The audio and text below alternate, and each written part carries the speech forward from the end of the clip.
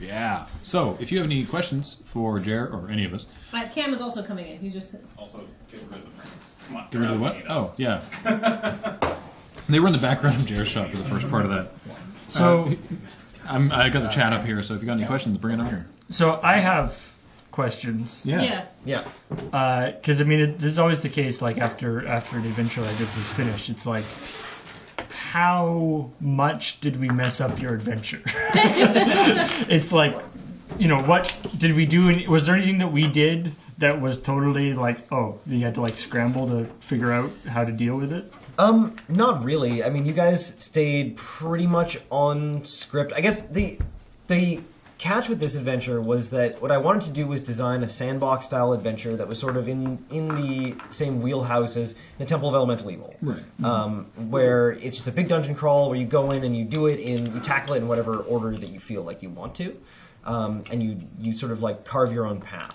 And I think that I was moderately successful in pulling that off. But the real catch to that was that I had to do a lot of work on the front end to make sure that you guys had enough content so that whatever direction you went in, that there was something there for you to do. Like, we could have gone and helped those kobolds and done that as a side quest. Yep, that was totally a viable side quest, and I did prep some stuff for that. Yeah, some people were actually just asking about I guess that. I guess the other question is, how much material did we not actually see that you prepped? Not very much. Oh, okay. You saw the vast majority of it. Okay. It was really only the Kobold side quest that you missed out on, and that wasn't a huge thing. It was basically like go through the ruins of the city, see that there are ruins there, maybe get a little bit of history, fight some magmen, maybe fight an air elemental. I have a whole history for like the city and like what happened and all the old civilization. So that's all like there, and you saw most of the stuff that directly related to the temple, but nothing related to the like civilization itself. But well, what happened? Well, I mean, like, don't spoil the whole thing. Yeah, I mean, the other thing is that when the plan is to put this out as an adventure, and there is some kind of cool stuff in there with regard to background and whatnot. A question I'm just going to answer real quick. Yes, once the rest of the Lava Bears shirts stock that we have makes it back from PAX East, and they do an inventory and make sure that all the pre-orders have been sent out, the remaining, or not the remaining shirts, but like the rest of the shirts will be put back up on the store, so you will be able to, and this is order them. Legit nice shirt. Right? Mm-hmm. Yeah. We want to step our game up. A lot of questions asking what's on the unread dreams. I don't know if you have those handy. They're on my computer, so I could pull those up. I don't know. I think it's it's either in the case leaning against the stuff next to the table, or it's in my backpack. I could pull those up. Are you disappointed Kathleen didn't roll better on Wild Magic? I mean, emphasis mine. It's funny actually. I like personally. Maybe Kathleen, you're possibly in a better position to answer that. Are you disappointed that you did not Wild Magic more? I Wild Magicked once this entire campaign. Yeah. And like I have never lied about a roll the whole time, but I was so tempted to lie about the last Wild Magic roll I did make, because I was like, it's your last shot, you might as well. Like, I knew it was going to be my last shot because I was out of like high level spells, and I wanted to make sure I could kill those statues in one go, which is why I kept using the magic missile and then not getting the Wild Magic triggers because it was a stone. But I was like, I don't really want to fuck around. But I really wanted to. I was very tempted, but I decided not to because that would not be a good thing. Dear Dr. Jared, were there more lava bears the party didn't encounter? No, you encountered all the lava bears. I'm fine with that. Those were terrifying. There was really the minimum. Otherwise, it would be Temple of the Lava Bear. It would be just the one. So here's the thing. The final encounter, I built a whole bunch of. I did not know how it was going to go because I've never run an encounter for 9 player characters before, and so there's sort of an interesting balance where I wanted to make sure that you all felt like you were doing something useful all the time. And like you felt challenged, and so it was it's an untiered encounter. I didn't use the normal encounter building guidelines or whatever to build it. It was just sort of whatever. But I built in all sorts of different variables that I could sort of adjust. And so like one of the things was that Pele, I could have had Pele like summon more lava bears occasionally, or she has one of her legendary actions is to summon a lava bear. I figured, she could have just brought more in, but. Realistically, with the way that the fight was going and the fact that I wanted us to be basically done by 5. I just started being really mean with fireballs instead to put the fear of death in you so that you had to finish the encounter quick or just get killed. Yeah, I mean, in a situation like that, more bears would have just been like, oh, great, bullet sponge. Yeah. And they did serve that purpose. The sort of purpose of that encounter was I sort of anticipated that you'd split into 2 groups by A and B.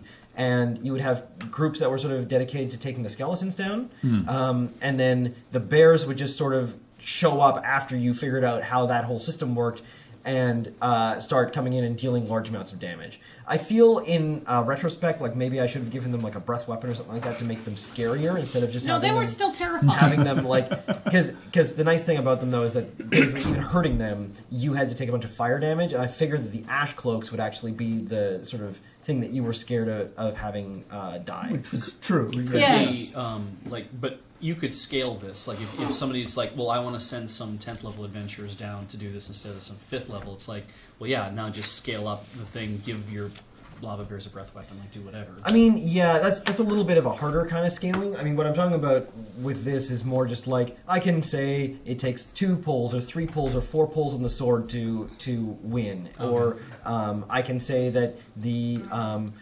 skeletons doing the thing regenerate, because that's what they were doing. They were generating hit points every round. They regenerate 15 hit points or 20 hit points or all their hit points every round. Right. They had 50 and they regenerated 10 per round, which is why you blew up the first one. You waited a couple rounds. It took 20 to kill it. Then you waited 1 round. It took 10 to kill it. Oh, Then we took a couple, and I was like, why isn't this one going down? Yeah. Okay, that makes sense. So I was right to be like, big spells blow them up. Yeah. A couple people asking this question: what was further down the lava tube past the spoopy door? Further down the lava Like tube. Donovan could have kept going. Oh, a waterfall. Lava fall. Okay, Yeah. good. I'm glad so, we can do so that. Donovan wouldn't have gone, like, would have just sort of stopped. He wouldn't have been into that, but would've turned he would around. have taken you right to the edge, and you could have jumped off if you wanted to. Into lava. I like this one a lot because I know that you did a lot of, because you of course edited the episodes. Yeah. Because here we're doing we were doing all the angle switching live, but in the episodes we just recorded everything and then Jared cut it together after the fact. So I know that you were sort of judging yourself in the campaign as you were doing it. What about the campaign and how we played it surprised you the most? I mean, that's sort of Or something that was surprising? similar to the question, like what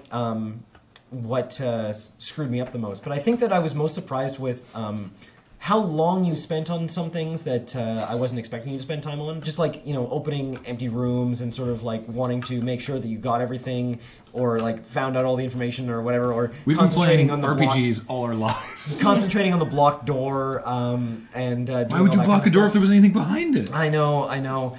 So there was that kind of thing. I think there were some learnings there with regard to the sort of amount of time that it would take you guys.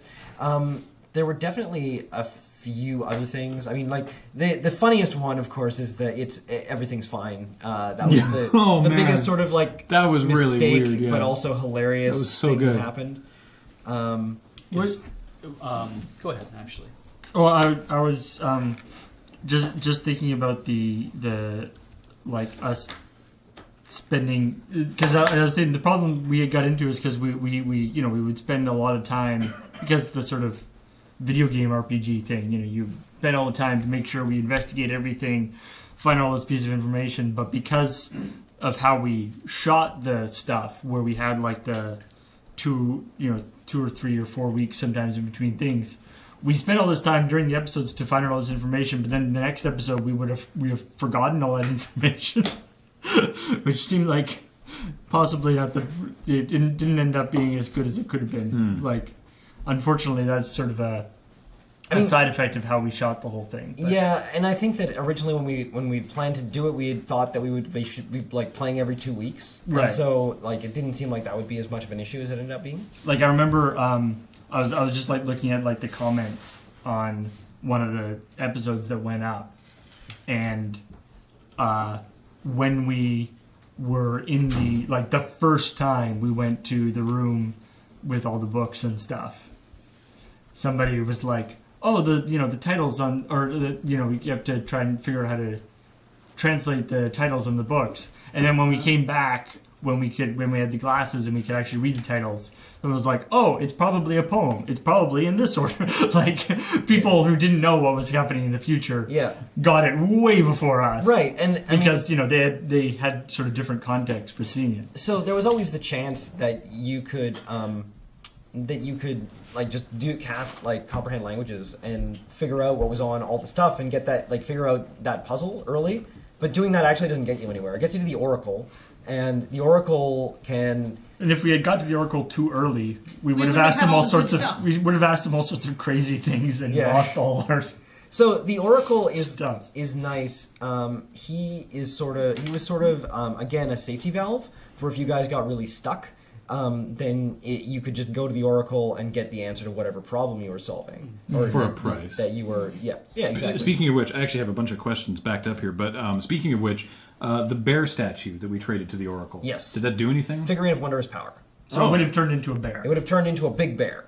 That we could have used to help us fight stuff. Yes. Cool. Was there a second portal in the observatory? A couple people were asking where the second portal went.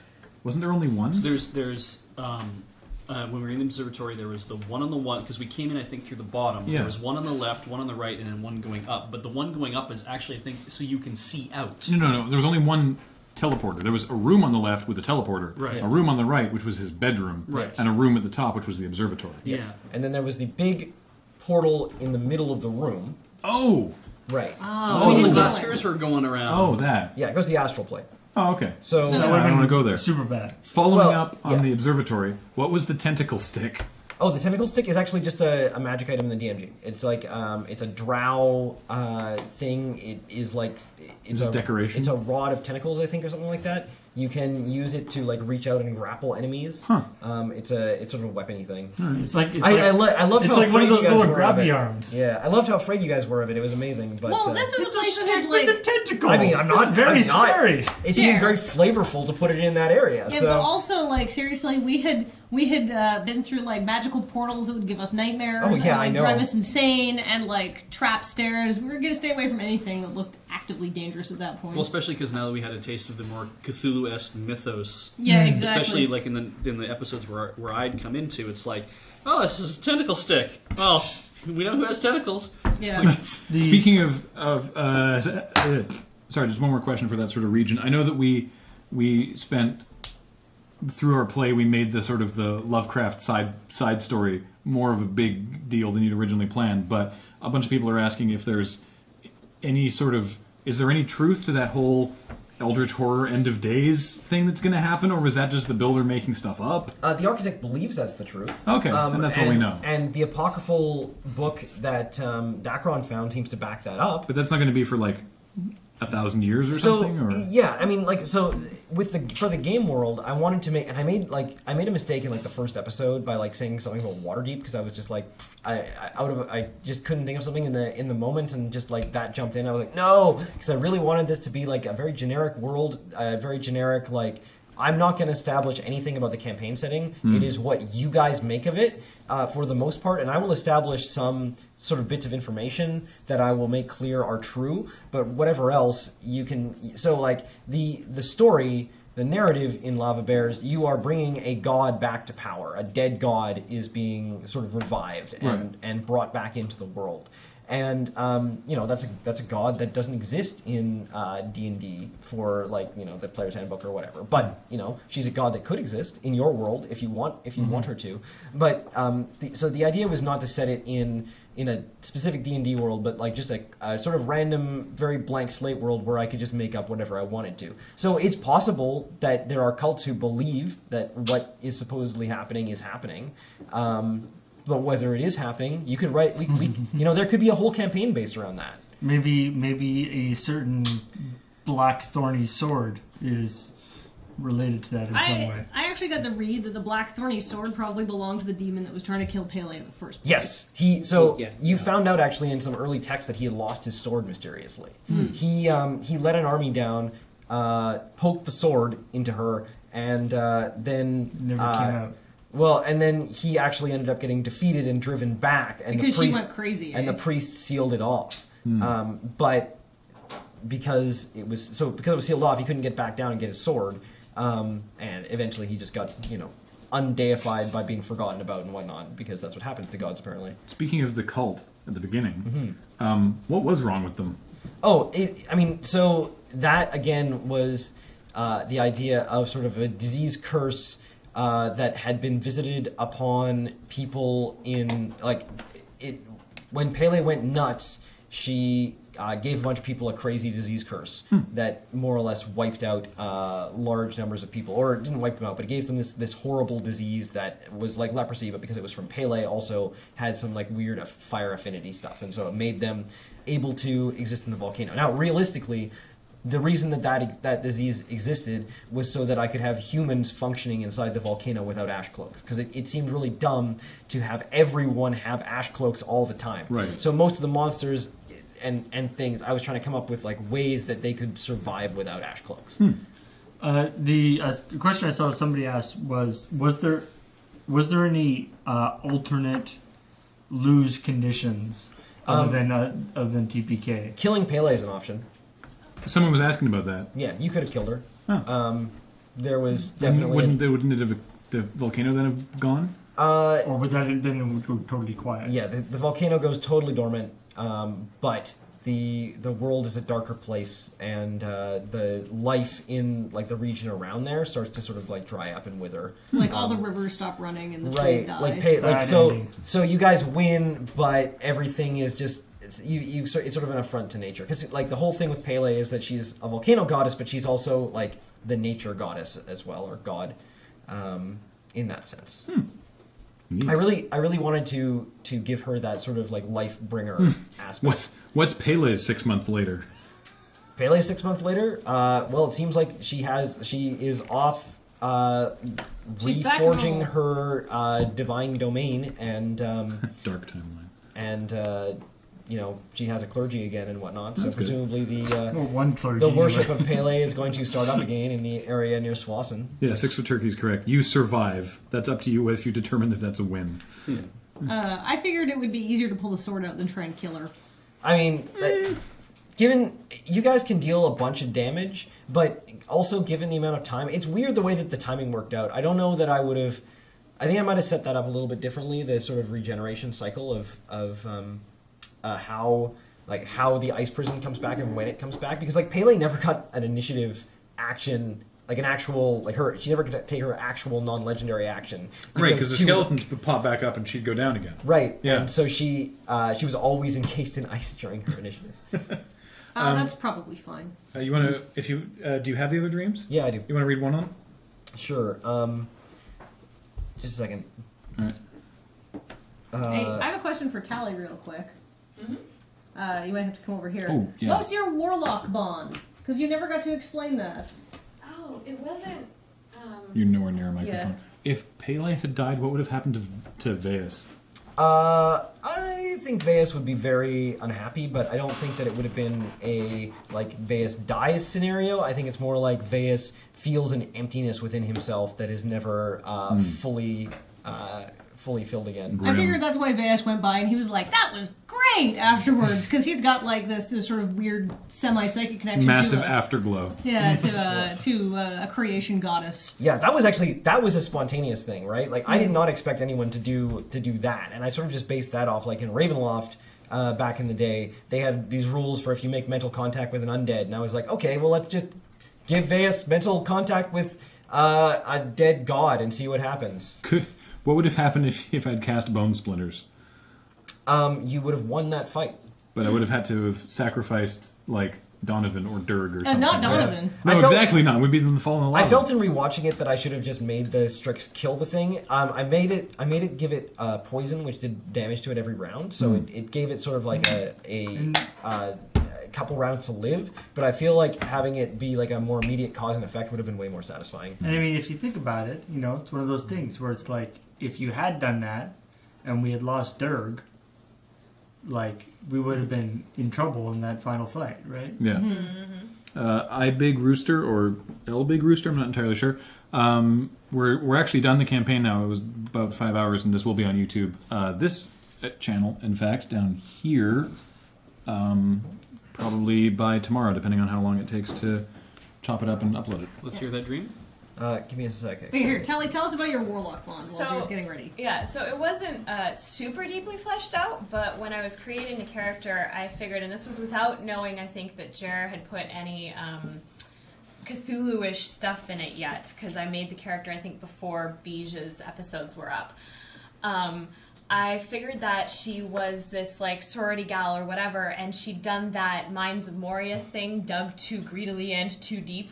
And at some point, because you all got to put in, like, your mining time in a dwarf community, right?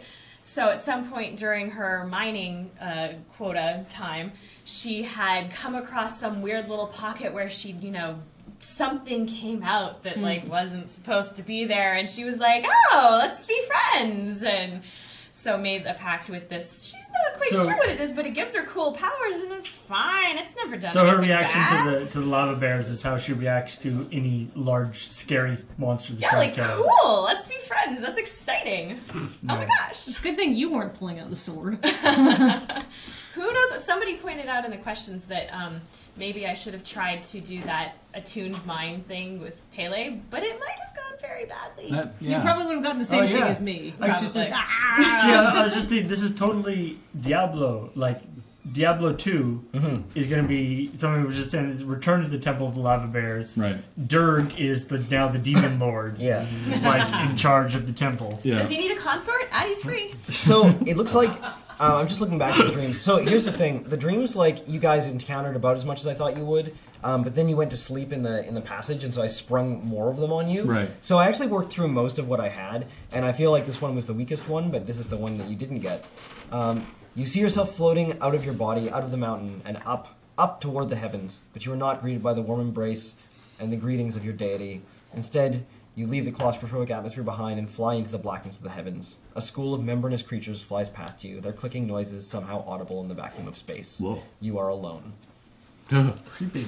That's I like that, as you know, we're fantasy people flying into space, and yet we somehow know that clicking is a weird thing to be hearing in the vacuum of space. Yeah. I feel like, I don't know if this annoyed you or not, but I feel like being a drow, seeing horrifying dark things is, like, obviously scary. And it's like, ugh, that was unsettling. But it's not like, ugh, right? I mean, like, drow are kind of like... Well, you never actually saw any... No, I had one dream, and I was like, that was unsettling, and I didn't like it, but I wasn't like... Because I think, you have a spider god, right? You see horrible stuff. Several people say that James never read his dream out. Oh, I can read that. What that one was. Yeah, I wasn't sure if he actually read it out. It's right here. You really like triangles. That was his dream. Okay, I've got it up, but... Oh, okay. You're running through tunnels, lost and alone. You need to get to the Yellow Chamber. Actually, it's the Yellow Chambers, which is a pun, but the layout of wherever you are keeps slipping from your memory. You just can't seem to remember where you were, let alone where you need to go. If only you'd made a copy of the map that you had, then you wouldn't be in this trouble. The paths branch off in all directions. 1, 2, 3, 60, a billion different passages crisscross over, around, and through each other. You sit down in despair to die, but come to a shocking realization. After all the wrong turns and false corners, how will your soul ever find its way out? Souls are incorporeal. Oh, that's nice. I like that. I And think I'd still win for the most weird and messed up one. Yeah. yeah, his mania was directly tied to that, which is you become aware that the tunnels to your final destination are in the form of a Triskelion, but you fear that this information might slip from your memory at any time. You need to draw a Triskelion in order to remind yourself of this information. Repeat this as often as you can so that you'll remember. Boy, did I. Yeah, boy, did he, yeah. Yeah, I feel like many characters came out of this adventure way worse for wear. I mean, that's also I the did. nice thing about running an adventure where people, A, where you're all trying to perform, and B, where we know that it's got a finite length, is that I don't have to treat your characters as these delicate little glass people who, you know, like, I think it's actually kind of good if I do bad things to your characters that stick.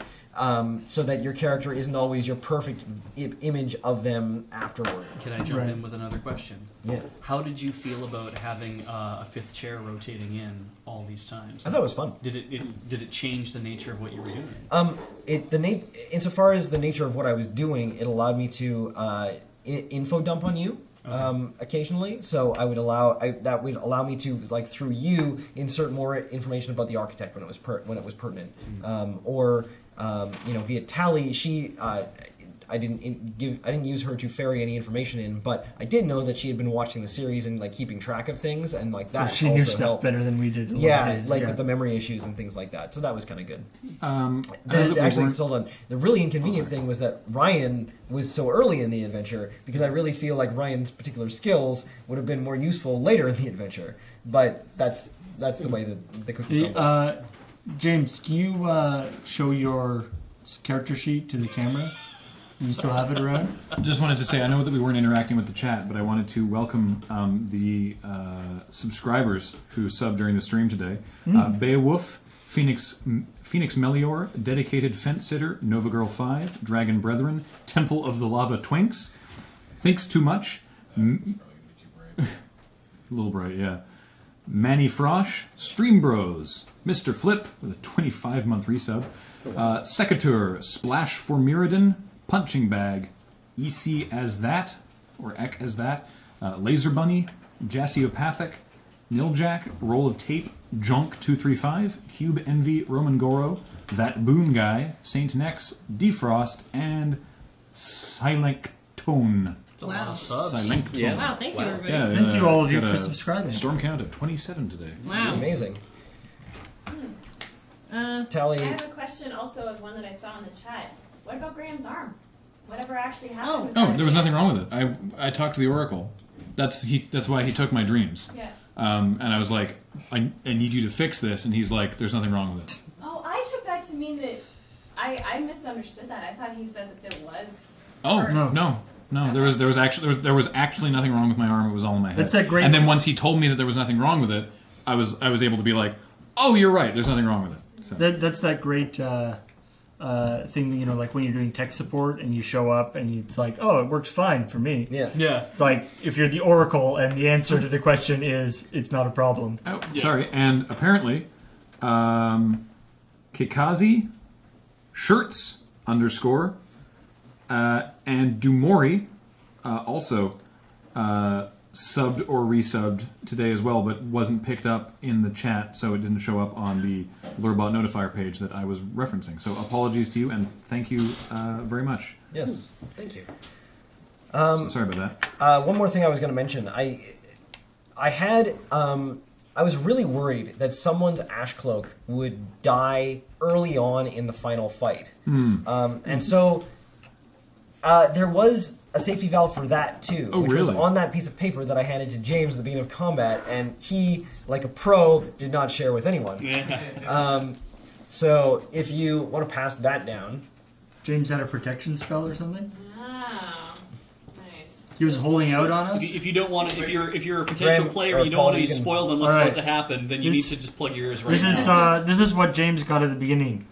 So this was James this is dressed. at the bottom of the stairs. James was dressed up in the robes of the high priest and was using had the voice of the high the voice priest. of the high priest. And Yeah. the stick of the high priest. Yeah. Or the staff. You feel a power flowing through you. It connects to a part of your soul that you heretofore did not fully comprehend, connecting you to Pele. At the beginning of each of your turns, you may turn undead as a bonus action within a range of 5 feet. Nice. You and all characters within 5 feet of you have resistance to fire and can ignore the passive effects of hot environments. That seems relevant. So if he's hugging you, you're totally fine. Or just standing next to you. And you may use your action in a turn to prepare a spell that you have cast in the last 24 hours. Holy doodle. Yeah. That's neat. So Illusion got a major upgrade, but he also decided he was going to go rogue. You are cut off from your previous deity and may not prepare spells until you undertake a quest of atonement. Yeah. But you're like, F it, I'm with Pele now. Nice.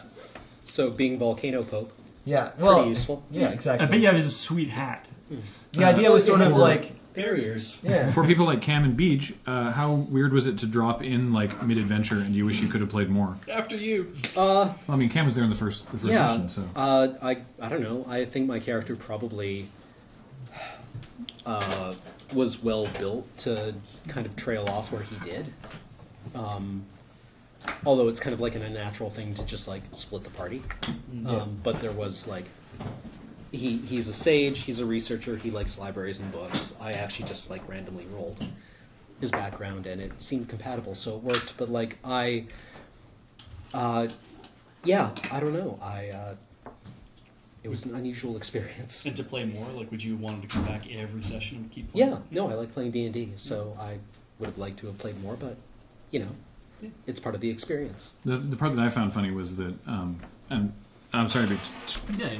you can answer the question in a moment, but the part that I found funny, being here every time, was that Tally was the only fifth seat who had actually been watching the show.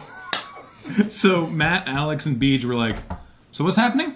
And we're like, "Have you not? Oh, okay, well, I mean, that we'll fill you in." makes sense, though, right? No, I know, For the I know, character. but is we can't be like, well, we found that this thing. We actually have to explain it. We can't just be like, well, this thing that happened last time, and they'll be like, oh yeah, right, I saw that. I talked to Jeremy about trying to work some in where it made sense that I'd know something and it wasn't just, breaking the fourth wall, but... I mean, what's frustrating is, especially because when you come in halfway through, and I've actually done that before with the 4th edition campaign that I was on. Is I came in about the 3rd or 4th session and I had no idea, but I had to kind of discover these people and be like, hello, same freaking voice, in fact. And but there's that same kind of thing. It's like I drop in, I know I'm going to be here for a few hours.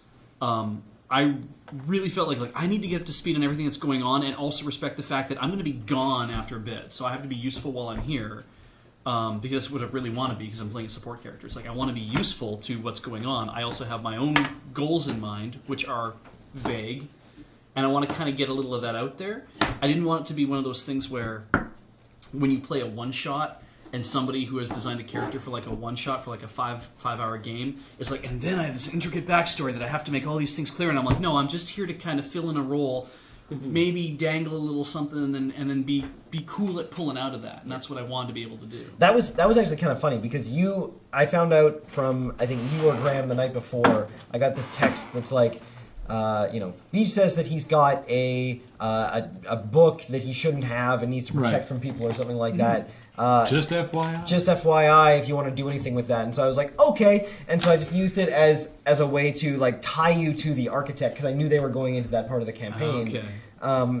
And make sure that you were connected to the story to try and connect you to it. But I realized as well that I also just kind of used you to info dump a lot and maybe a little too much. I'm not sure. But that was fun because for me, what it felt like is that I'm only here for a short period of time. But man, I got really yanked into it, and I'm like, I'm now kind of a central focus. Being, doing whatever it is I'm doing, and I better be sure that I get it right, is how I really felt. But I'm like, at least I know that I'm contributing now, is that I'm actually what I really wanted too. I would have played more, but what I really wanted to do was go find your character, because if you're researching stuff, and I'm a disgraced academic who has this book who's like, I can't tell anyone, but I have to find out more things about it. I would have been like, go find wherever you are and try to find out more things. But then after I suffered all that wisdom damage, I didn't give a shit about that anymore. Yeah, I was not expecting Temple of Elemental Evil. I was expecting Tomb of Horrors. So I was really surprised that I survived You were my like, session. Yeah.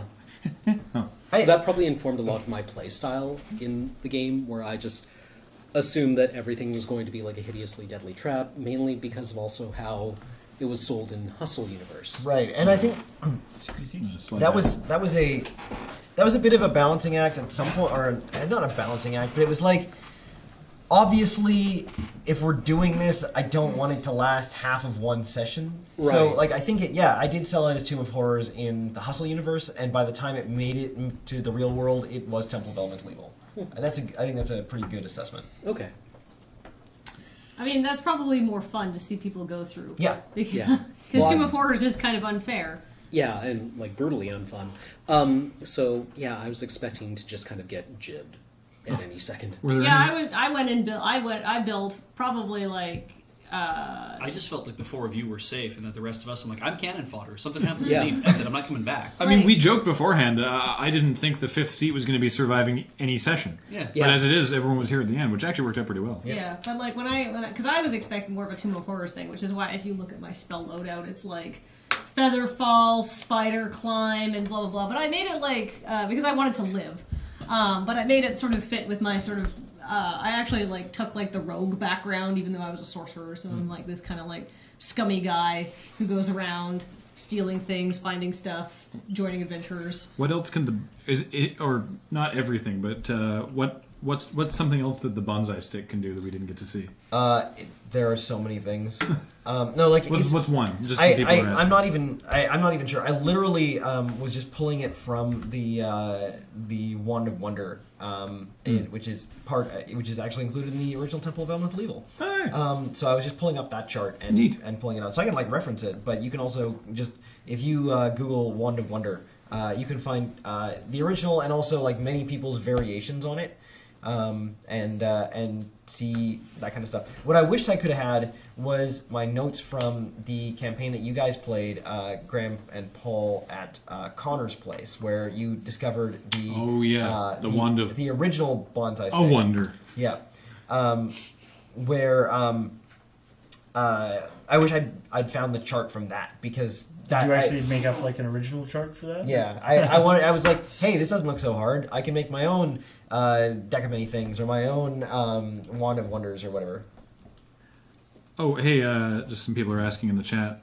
They're asking Featherweight. Just wanted to say, Featherweight, big thanks for the artwork. I knew that you were going to prep a couple things. I did not expect the all new character graphics. And random everything. art dumps throughout the stream of like specific events. That was super, super cool. Actually, the revised character portraits, he sent those to me like a little bit after the stuff for the last episode, and I was like, this is amazing. Like that was fantastic because you could really see your character development throughout, and I thought that was really cool to see that reflected in the art. All our new equipment and stuff. One thing I'd love to see the module produced. I kind of want to see the lava bear Kirigumi that James had. Oh, the priest robes as a Kigurumi? Yeah, that'd be super cool. What what was like the worst thing that the Oracle could have taken? Oh, there you go.